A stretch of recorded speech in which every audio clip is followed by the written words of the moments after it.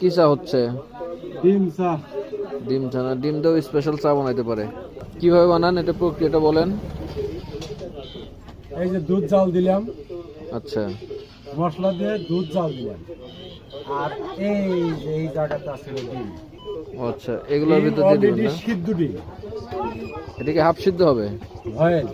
আচ্ছা, এটা already famous হয়ে গেছে, অনেক জায়গা থেকে আসে মানুষ খাওয়া দাওয়া করে। এই যে ডিম এইভাবে হবে। এটা কি কোনো গন্ধ করবে না? না, কোনো গন্ধ হবে না, আচ্ছা কোনো কিছু হবে না, একদম হয়ে যাবে।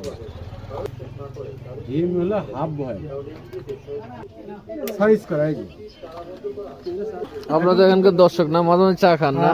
কেমন লাগে এখানকার চা? ভালো লাগে, আসবেন, সবাই আসবেন। খুব ভালো লাগে চা। আচ্ছা,